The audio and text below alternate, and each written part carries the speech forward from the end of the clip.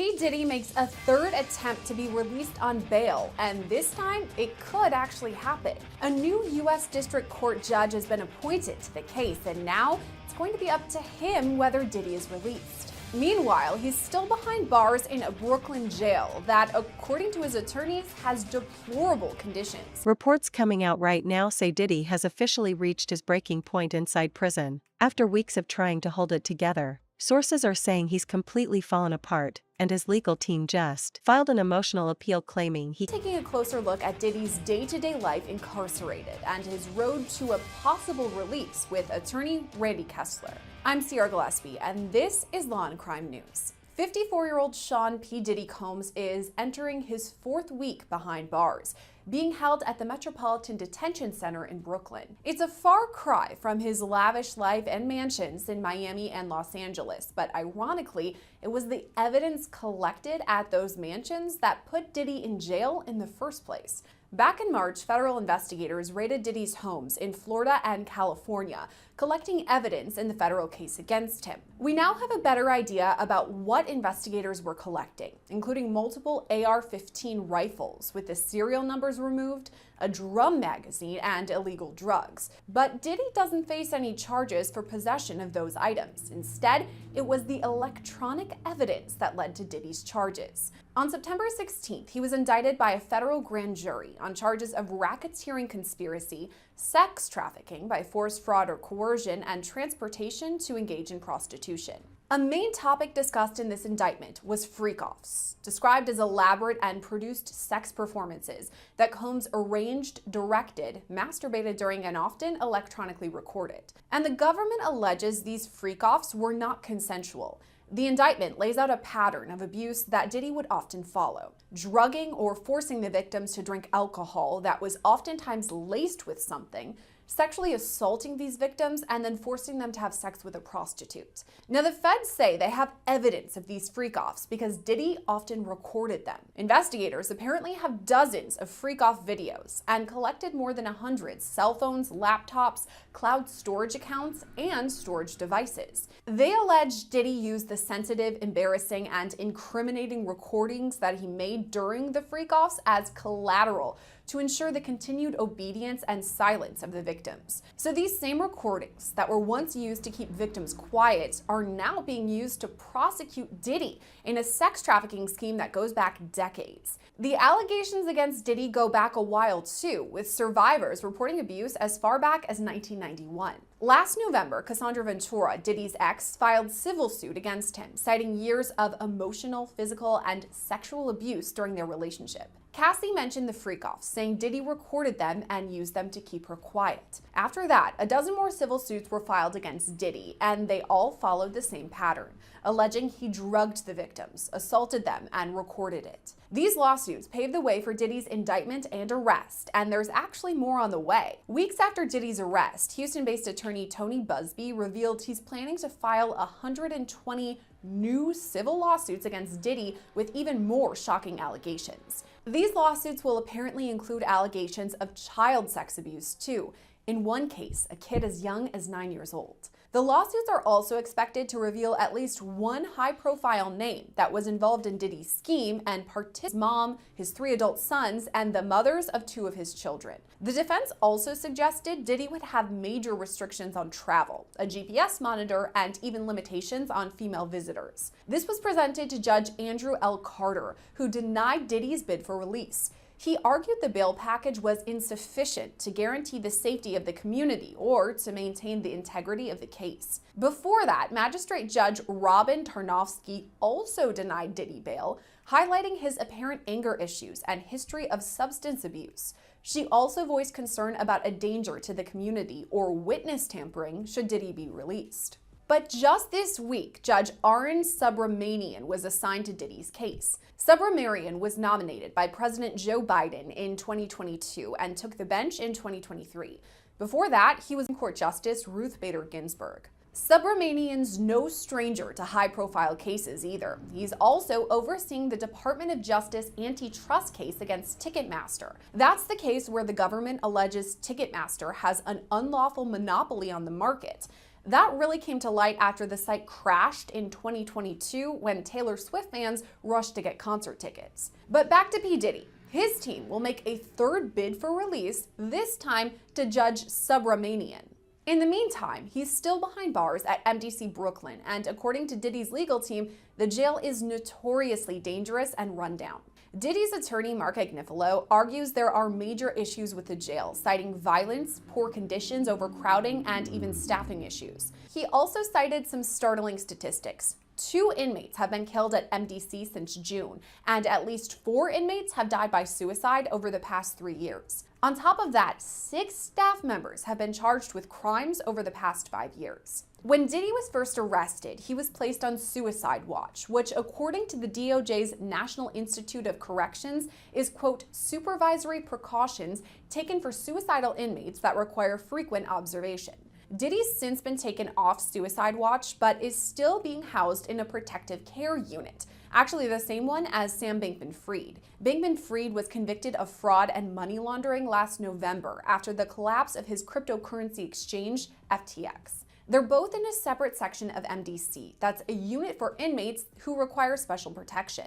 That's people like Diddy or Bankman-Fried who are high-profile inmates, but it also cares for other inmates who need protection as they assist in ongoing investigations in open cases. Now, according to some reports, Diddy has a few privileges that other inmates lack, including access to daily showers and slightly better food. In his nearly month-long stay at MDC, Diddy has had phone conversations with his children and even an in-person visit from his family.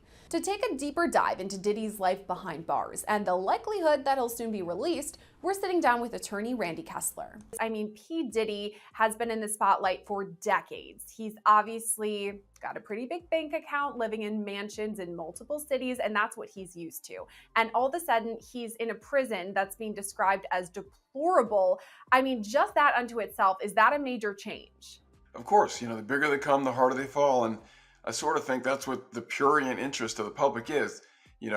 Jail is terrible for anybody, but for someone who's used to having people wait on them hand and foot and never stands in line and always, gets front row and gets the best table and gets to have the exact opposite, what a life-changing moment. I mean, it's just incredible. And, it brings into context our whole system of innocent till proven guilty. Why is he not being given bond? And, we could debate that all day long. Of all people that's unlikely to flee or get away, well, he's got the resources to flee, but he's so recognizable. And isn't he innocent till proven guilty? Well, yeah, but, we have to recognize there are degrees of innocent till proven guilty. When you have this much evidence and so much stuff out there, does that affect the judge's decision whether to grant bond or not? And you can't think as a human being the judge isn't thinking that some people are more likely to be guilty than others. But the system says it was denied twice. So Diddy has been in jail for almost a month now at this point, 3 to 4 weeks. That's quite a long time and quite a far cry from what he's used to. But that bail denial, both of the judges mentioned that he has some major resources, that he could flee because he has the money, access to private jets, things like that. Do you think that's a valid argument that these judges are making, that he could just flee and run away? I mean, it's a legitimate concern. No judge wants to wake up and read the headlines the next day. Oh, they treated this guy special and they gave him bond and now he's gone and he fled from justice. So that's what's in the back of most judges' minds. On the other hand, we deal with cases where clients have significant funds sometimes. And sometimes where there's money, you can craft a unique solution. Years ago, it was the ankle bracelet and the ankle monitor that if you had money to afford $250 a month for the process and the technical details, you could do that. And I can't imagine there wasn't some extreme, unique situation where they could pay for private security guards to monitor, to report. It's just interesting to me that with all the money he has and all the resources he has, they couldn't craft some solution that lets him be under some form of house arrest. And again, it sounds like special treatment, but the truth of the matter is to incarcerate somebody like him is expensive to all of us. We're taxpayers, and he's got to have unique situations. You can't put him in general population where, everyone wants a piece of him and everyone wants to be his friend and everyone. So maybe some solution where his money could help us craft. I mean, he could build his separate jail cell, and we could keep him there. Just interesting to me that they sort of said, nope, you're going to be treated not like everybody else, but a lot like everybody else. Having money doesn't do it. So I wouldn't want to be those judges. There's sort of a no-win situation for the judge. And it sounds like they're erring on the side of caution. We're going to do what we would do for anybody else, which is keep him incarcerated for fear he flees. And then it's on us. This guilty person who may, or this potentially guilty person gets to go on and live their life because the judge let them have bond. It flips from he's the bad person to now the judge made a mistake. That's what judges don't want. Just to play devil's advocate for a second, if we're going back in the timeline of Diddy, there were federal raids performed on his home back in March. So obviously he knew about it then. He could infer, okay, they're going to investigate something. And speaking with his legal team, he again could infer charges could be coming down the line. So if Diddy was going to run, he had all the time in the world, 6 months between those raids and then when he was indicted, to run. I mean, is that something that his defense could highlight and say, hey, he could have left but didn't? I think you should practice law because that's an excellent argument. I think it's a 100% correct argument, which is he had the opportunity to flee, except that sometimes people don't think rationally. Some people that are in power often think, I can get away with this, I can get away with this. And then when they finally realize they can't get away with it is when they try to look at other options. So yes, it's a good argument that he had all the time in the world to try to get away. If he knew this was coming, he should have seen it, and he didn't run. That's taking the approach that we're going to trust people. And unfortunately, not everybody trusts people, and he's going to be locked up until they decide on whether he's guilty or innocent or takes a plea. But yes, that's the argument I'd be making if I was his defense lawyer. And he'll pay for the safeguards. Even though he shouldn't have to, he'll pay whatever it takes so that he doesn't have to be in jail because he's innocent right now. His defense team did bring a interesting bail package, kind of what you're talking about, a GPS monitor so that people could know where he was, a restriction on the people who could come visit him, specifically women. A lot of people were going to co-sign on this, and it was going to be $50 million. And this was denied 2 times. But now there may be a win for Diddy, potentially, that a new judge has been assigned to the case. Do you think it's possible now that this new judge reconsiders and takes the defense up on this giant bail package? Well, Sierra, anything's possible, right?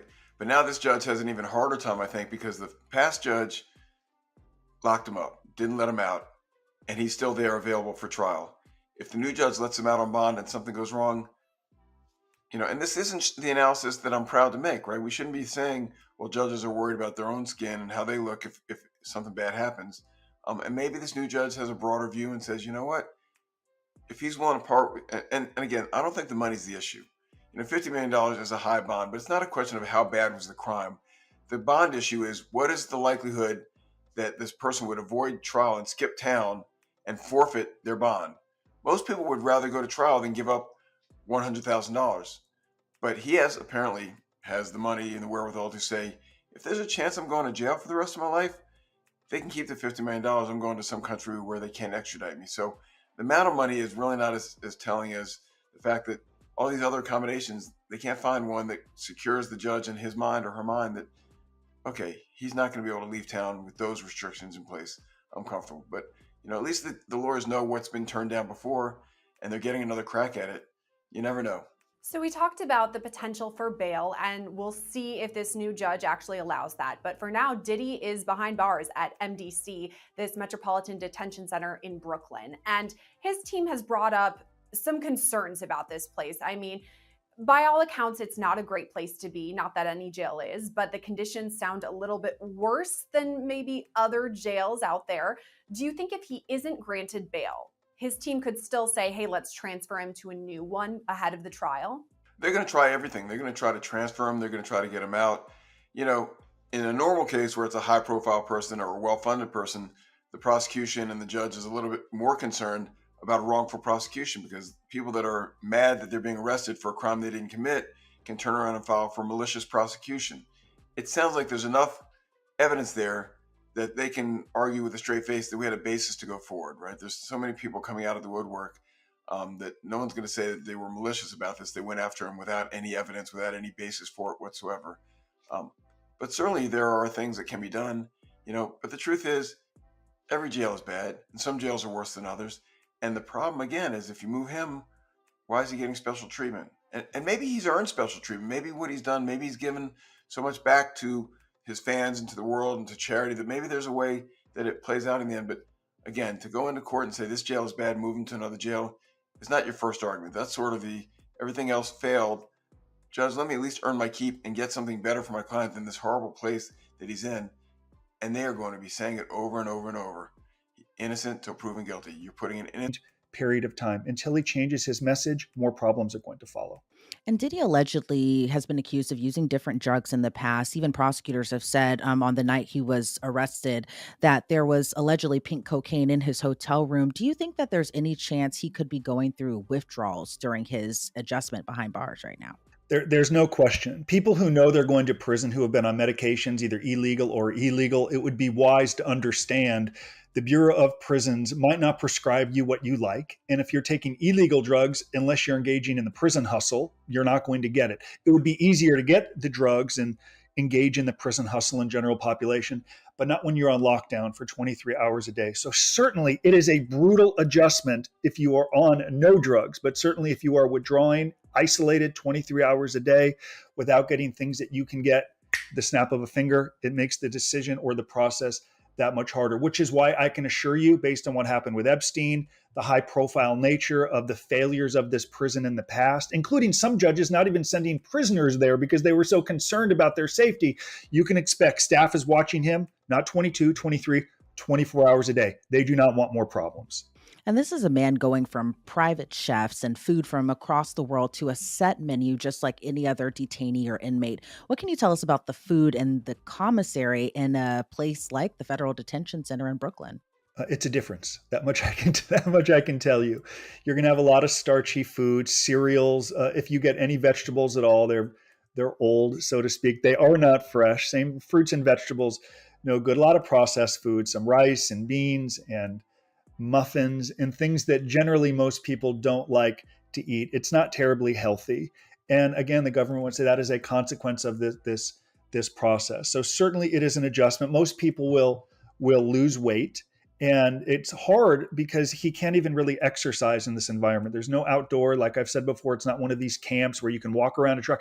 Even in a high security penitentiary like Atlanta, there's going to be a track and outdoors. When you're in a detention center, locked down 23 hours a day, not eating healthy foods or getting your medications, it could test even the strongest person. And again, that's what I would say to him. Your family is watching. There are people, so many are critical of him, I understand, but there are also those that love and support him who are watching. So as crazy as it sounds to some, and I've been called crazy, it's an opportunity to demonstrate leadership, to express to his family, others have gone through misery and struggle. They have emerged strong with dignity, with a plan. And as I said earlier, once he embraces a better message that it's not about him and how miserable his living situation is, but rather people he might have hurt, that's when he can get on the right side and get towards eventually getting out of there, and also a shorter sentence with better messaging. And his lawyers did fight unsuccessfully this week to get him out on that bail package. Do you think in his mind, him being Diddy, that he really just didn't believe he would end up in jail where he has to remain now until trial? There's no question. He presumed because it would be very difficult for someone like to be a flight risk. Okay. So you figure I'm selling the jet. Here are the keys to the jet. Here's the collateral to my $50 million mansion in Florida. I am flying to New York on my own accord. I will turn myself in. So you rationalize or convince yourself I'm so high profile in public and I'm going there on my own. They're not going to take me in. But we know the government likes to make examples out of people, and the government's doing a good job here. They're focusing what too many people tend to forget about, the victims. So while it's difficult for Diddy, I know, to be confined in a cell for 23 hours a day, it might not be as hard as the victims they allege he created. Let's focus on them. Let's put them first. And if he can begin to do that, he's going to get more of what he wants, freedom and potentially bond. As always, It's outside the house. He's not going anywhere, but at least he's in the mansion. And going from mega millions of dollars, a huge mansions, private jet, to a jail cell that's reportedly plagued with issues at the detention center, which is not uncommon for a lot of jails and prisons across the United States. But do you believe that his life could be in danger if he's ever released into the general population? I don't think, at least for quite some time, if convicted, that he'll be released to the general population. There are prisoners who like headlines, who loathe sex offenders, who might loathe him as a celebrity. The Bureau of Prisons cannot have any problems at this time. So if he's ever in general population, it will be quite some time. By then, we'll have forgotten about this case. As we love stardom, eventually we're going to forget about this case and move on to something else. It will be quite some time. And that's a consequence of his celebrity. Rather than being around people and communicating and being in that general population, he is totally isolated, which can really test his resolve. I have no doubt his family, his friends, those who love and support him are worried about him, and I encourage him to respond as best as he properly can. But he has a difficult road ahead of him. And someone who is worth hundreds of millions, even a reported $1 billion before, do you think it'll present any type of problem that he could end up getting any type of special treatment? Certainly, there could be staff who admire him, sycophants who want to kiss up to him in predictable fashion because he's a celebrity. There will be some prisoners totally enamored by him. Some won't care. So you could expect at some point prisoners could offer, it could be drugs. We see iPhones that are very pervasive inside of these prisons. It's been a huge problem for the Federal Bureau of Prisons. So it's also going to ensure that he doesn't, Oscar Wilde said he could resist anything but temptation. If there's temptation presented to him and he gives in, what does that do? It could exacerbate his struggles because the government can say he can't even control himself in a lockdown environment. That's why he's not free, Your Honor. So temptations eventually will make its way to him, potentially from staff and prisoners. And if he cares most about his family and getting the best outcome possible, it's going to require him to say, no, thank you. As much as I would love this drug or this iPhone or something that is inappropriate inside of this prison, my highest value is my freedom. No, thank you. And it's not always easy to do when you are used to getting everything you want for so long and then suddenly you are without. It requires discipline. And like I had mentioned before, I'm sure Diddy and his defense attorney were both left stunned, knowing that he'll now have to prepare for his trial behind bars as he wasn't given bail. What can you tell us about a high-profile celebrity like Diddy now having to prep for trial in a federal detention center? I think it was the philosopher George Santayana that said, those who don't understand history are doomed to repeat it. So we have these high-profile celebrities, Elizabeth Holmes, Sam Bankman-Fried, Robert Menendez, who was convicted at trial, tried to blame the conviction or the conduct on his sick wife. So we have those who have come before us who continue to go down this path of blaming and excusing, never identifying with victims, or at least acknowledging they could have done anything wrong. And I would say, if that's what you want to do, cool. Own it and understand the consequences that follow. So there are probably enablers, lawyers, friends, and family telling him what he wants to hear at great expense. Though if convicted, he's the one that has to serve that lengthy federal prison sentence. He's the one that will endure that pain and regret of not having made better decisions, including decisions he could make right now. What does accepting responsibility look like? Are there things within the government's version of events that I can identify with, that I can acknowledge happened? The more he can say, maybe I did this, but I didn't do that, then he can get, as I say, on the right path of accepting some sense of responsibility. But in our experience, those who have The courtroom falls silent, all eyes fixed on Diddy. Moments later, Donald Trump's words echo through the walls. And what happens next shocks everyone. Sean Diddy Combs, once one of the most powerful figures in hip-hop, now sits in a place he never imagined, a federal courtroom. His empire, his fame, his name, all under fire. But this isn't just another hearing, because former President Donald Trump has just weighed in, demanding the judge deliver the maximum sentence. The moment Trump's words hit the courtroom, Diddy froze. His lawyers whispered urgently. The media outside went into chaos. Insiders say Diddy broke down moments later, unable to control his emotions. Decades of power and pride, now crumbling before the world. What happens next could redefine not just Diddy's future, but the legacy of hip-hop itself. The world is watching, and Judgment Day is closer than ever.